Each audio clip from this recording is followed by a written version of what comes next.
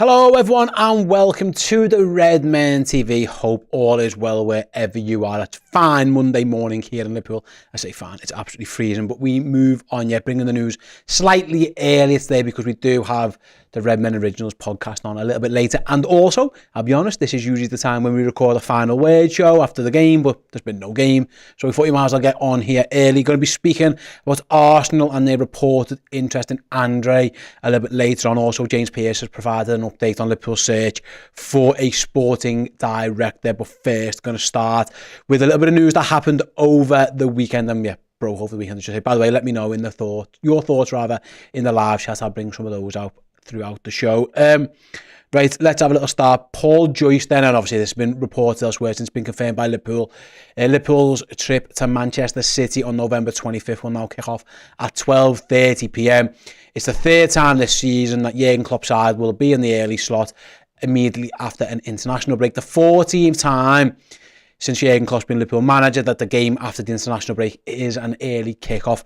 That is more than double the next team, Spurs, with sixth or next on that list. So that'll be the 14th time post-international break that Liverpool play the early kickoff. I get it. TV companies want Liverpool on the TV. Completely understand it. Apparently, this game was swapped due to a policing issue. The police didn't want that game to be an evening kickoff. Okay. But it is absolutely mad, like Craig says, it's absolutely ridiculous. And you're right, Craig, it is absolutely ridiculous. Listen, it's the same. Again, it's the same for both teams. Manchester isn't such a big trip as other games, I understand. But what it does mean is that we saw it against Wolves. Liverpool weren't able to get their South American players on the pitch at the start of the game. Now, for Liverpool, of course, they did play Alexis Mac Allister against Wolves, and he looked clearly fatigued and stuff. So no Diaz, no Nunez, no Mac Allister. They usually take the risk with Alisson. They're okay with Alisson. Now, he often doesn't play for Brazil, so that's the thing there. In terms of City, Ederson is in the same boat, I guess, but again, with goalkeepers, doesn't matter. Alvarez maybe doesn't always start anyway, but it's not brilliant to see. It's not brilliant to see Liverpool. That Jurgen Klopp, 14 times, like a double more than anyone else that did play the early kick-off after the international break. And Jurgen always complains about it. And listen, going to Man City away is always a tough game no matter what. If Liverpool have to go there without some of their starters because the international travel and things like that, then it's far from ideal. Like I say, I always understand it's the same for both teams, etc., etc.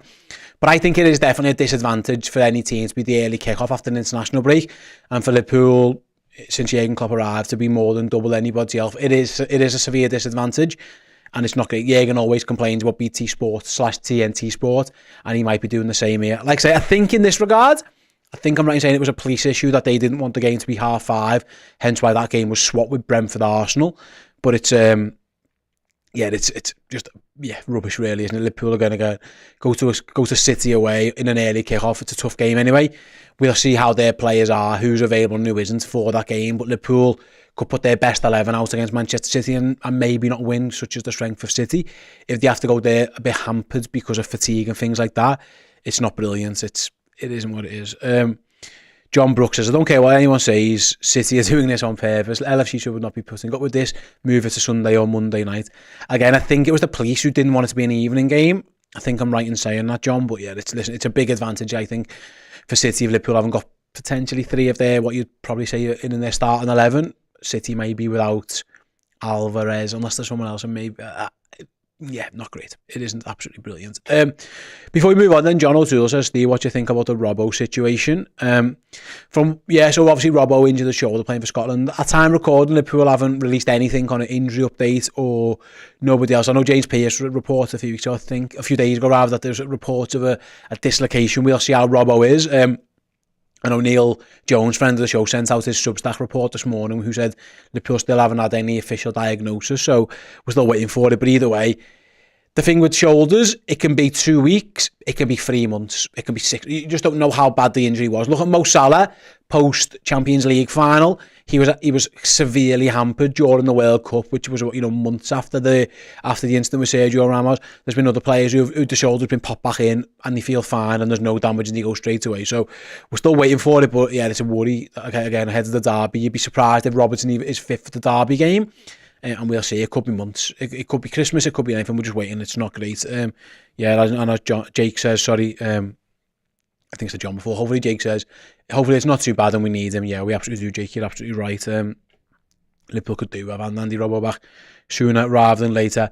Right then, next report comes from James Pearce. There was a little bit of report last week from Germany and Sport Bild in particular that Liverpool were interested in signing Max Eberl, as their new sporting director. Well, according to a report from James Pearce, they in the Athletic. I can't bring that one up on the screen, by the way, because the Athletic's behind the paywall. But trust me, it's in there. James Pearce reports that Senior Anfield figures have downplayed reports linking them to Eberl. Says the discussions are still ongoing over what's going to happen. There's still a chance Jörg Schmadtke stays. Of course, he signed a relatively short-term deal last spring to see Liverpool through this first window. But yeah, Liverpool are downplaying the news that Max Eberl is close to joining them as the sporting director. Now, again, it's a major role within the club, so they have to take their time and get one this right. I know Dan, who works here, was really keen for them, for example, to get Max Eberl, obviously via the Leipzig system as well. That's where his upbringing's been. Just worth mentioning. I thought it'd be worth mentioning. Liverpool are downplaying that now. Doesn't mean it's not going to happen or anything like that, but I think any talk of a quick resolution about this report or this issue rather is probably not completely true. So, according to Senior, like I say, Anfield figures, Liverpool are downplaying the Max Eberl stuff. We'll see how that one pans out. But yeah, as you look at the window, that's again, and it's hard to know who's exactly doing what in terms of what signings. But Liverpool, I think we'd all agree, Liverpool's business in the summer in terms of the players they signed looks decent. There was obviously massive issues around some of the processes and the players they missed out on, how they got embroiled in some scandals. But Schmadtke might be given that chance to stay yet. We don't know. We don't know what Jürgen's thoughts are. Obviously, him and Schmadtke have been working closely for a while now. I'm guessing he's been involved again in the planning for January, and we'll speak about that very, very shortly, Schmadtke. But just worth mentioning the Max Eberl stuff then. That it's been downplayed by Liverpool. Just keep an eye on that one. Right then, let's move on to the headline story now. This has kindly been translated to us by the guys over at This Is Anfield. According to report, yeah, Arsenal are interested, as the advert pops up right in the middle of the screen. Arsenal reportedly enter the race for Liverpool's transfer target. Andre with the Gunners sporting director visiting Fluminense's training ground recently. Yeah, Edu, of course, has got a bit of a relationship over there with Fluminense. It says that they are too interested in Andre. Yeah, it goes on to say, like, reports in Brazil understand that Arsenal could soon enter the race for Andre.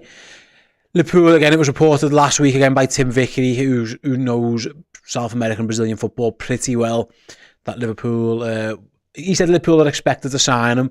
It was obviously reported earlier that Liverpool had a bid rejected for the midfielder in the summer, but they're still kind of keen to sign him in January. Obviously, his club and the player wanted to win the Copa Libertadores before he did leave, which was one of the reasons he didn't move in the summer. Now, they're in that final against Boca Juniors in a couple of weeks' time that you all might want to keep an eye on for Andre. But yeah, Edu was at the Fluminense training ground on Friday. He says the official reasons were more to learn about the club's youth process and continue a partnership between the two clubs. But also, Arsenal do have a relationship with Fluminense, and they're going to continue to draw that one out. So, yeah, in terms of Andre, then let's have a little look what you guys are saying in the chat. DJ Hook says, I don't think Arsenal follow this player at all. It's just that Arsenal and Arteta doing a classic move where they're going for a player because they feel Liverpool and attempt to ruin the project. I don't think Arsenal would sign a player, mate, just to piss Liverpool off or disrupt Liverpool. They clearly want him. There's been reports that they've been after Douglas Luiz as well. So they might be after a defensive midfielder. They've got obviously Thomas Partey. They've got Declan Rice, who's been brilliant for them. It looks like maybe they want another one. And we'll keep an eye on it. But yeah, I don't think that they would just do it just to piss Liverpool off, if truth be told. Let's have a little look. Andre would be a good addition, says Jake. Yeah, listen. Yeah, he would. Liverpool need numbers. Again, at this moment in time, Alexis McAllister looks like he's first choice at number 6. Whether that changes after the international break, I don't know. Jürgen doesn't seem to particularly trust Endo as the first choice. If he gets Andre, would he come in and be first choice straight away? Potentially, I don't know. He's played a long old season, and even if he comes in January, you know that's a lot of time playing footy given the schedule that he's been playing in Brazil. But yeah, I agree. He would be a good addition. Liverpool could. I still think they could do with another defensive midfielder. I don't think we want to see too much of McAllister in there. If it's Endo and another, whether it's Andre and whatever. Now potentially Bajcetic is the option, but again, he's had a long-term injury and he's injured currently. So yeah, and like Craig says, if Liverpool sign Andre, where does Endo fit in? I think Endo has just been signed as a rotational option, Craig. I think that's clear now. I think he'd have been in the team already. McAllister's been playing ahead of him. Again, that could change. Maybe they've just been working on getting Endo up to speed, and we'll see how he pans out down the line. But I think, again, reading between the lines, Liverpool wanted Andre or another defensive midfielder in the summer, and they couldn't get one for whatever reason. Obviously, they tried to get Caicedo, they tried to get Lavia, they both went to Chelsea. I think Endo's been brought in as a rotational option to another first choice option, and I think that first choice option is potentially Andre. And I think Liverpool will try and sign him in January, whether they can, whether he goes to Arsenal and all that kind of stuff. We'll figure it out down the line. But I think Liverpool are trying to get themselves into position, see how it goes for a few weeks, but and just trying to get to January before they get the guy they want. They haven't rushed in the past. Now, it will be a lot of midfielders if Liverpool do it. That'll be a lot of midfielders signed in one window or in one season. There'll be 5 midfielders incoming. Obviously, Szoboszlai, McAllister, Gravenberch, Endo, and then Andre. So, obviously, Liverpool did lose a lot of midfielders last summer. Let's see. Henderson, Milner, Keita, Chamberlain. So, there was need for rotation in that. But for me, yeah, I think Liverpool could do with another central midfielder as a DM, especially if Stefan Bajcetic's injury problems are going to linger on. JD says Andre might need 3 or 4 weeks rest if we sign him, and that is the thing. The season in Brazil, and obviously with the Copa Libertadores, he gets right to January and then signs and then plays it another intense period. He might need a little bit of looking after, so it might not be something that. It's worth mentioning though, like if Liverpool sign him, they're not just signing him for the next 6 months; they're signing him for like 4 or 5 years. So if they have to nurture a little bit through the rest and rotation period, and then bring him in, and then he's even available more for next season, that could be where we're at. And it might be that Endo was like a stopgap for this season. Who knows? But it does feel like Andre, Liverpool have certainly, they were certainly interested in January. We know, in the summer, we know that there was reports of contact between the two clubs. There was reports of bids. Arsenal. Again, if Arsenal come in, given the links that Edu's got, given the fact that Arsenal are currently playing in the Champions League, they potentially could be an option. Now, is he more likely to be Liverpool's first choice DM than Arsenal's at this moment in time? I'd say probably yes. I think Declan Rice has kind of got that position nailed down for Arsenal. He was a major signing for them. Liverpool haven't quite got that. There isn't anyone standing in the way. So if you're Andre, potentially if you're thinking long term, where we're going to play more often, then that could be the move. But it's definitely worth keeping an eye on. I do believe that, as we get through January or just through December, it might even be after the Copa Libertadores. I'm just going to check. I'm sure it's early. I'm just going to check the date. I'm sure it's early November when they play that final. It is, let me just check. Obviously, they go away to Boca Juniors. Yeah, it is. It's November 4th, as you can see there. Fluminense versus Boca. Maybe after that, we might hear something about an announcement where Liverpool try and get something done. But it makes sense. If Liverpool, listen, we went through this. I wasn't thrilled when days before the Champions League final, or like the day before, it was half reported in Germany that Sadio Mane was going to Bayern Munich. I think it was just an added thing that people were on about and an added distraction. So I wouldn't be shocked if things are getting to a point where they get that final done and then more of the starts leaking out or coming out. I think it's respectful for the player. I think it's respectful for the selling club as well. One of the biggest games in their history. They've got a big final to prepare for. I don't think it would be right for stuff to be like properly out now in terms of done deals or agreements for the future. It might be that, they get through that final and Andre has a couple of weeks off. If that is the case, we'll see how it pans out. But it didn't feel for a while like there was going to be any competition. It was like Liverpool were kind of getting a bit of a free run at it. This one is a bit different. As Craig says here, Arsenal already have Declan Rice and Thomas Partey. Let's hope Andre decides that he wants to come to the Reds. And I'll be honest, I've seen very little of him. I think I've seen a couple of clips, and they had a game that kicked off at a relatively normal time a few weeks ago. So I can't sit here and say Andre's the answer because I just don't know. But I do think Liverpool could do with another first choice DM. If the manager doesn't trust Endo, I'm not sure you want to use McAllister in there in a certain games. There'll be home games where it's absolutely fine to use them and you get all your ball playing players in the same midfield. You get McAllister and Szoboszlai, Gravenberch in the team, Curtis Jones as well, who deserves a mention in that. But there'll be a big away games when you could do with a proper number 6. You know, we spoke before about Manchester City away. I think you'd want a proper DM in that game.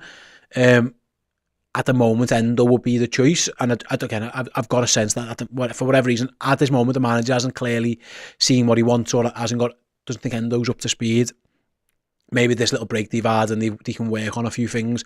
I know Endo's been away, so it's difficult, isn't it? It really is. But I think Liverpool are missing a proper first choice number 6, guaranteed, nailed on.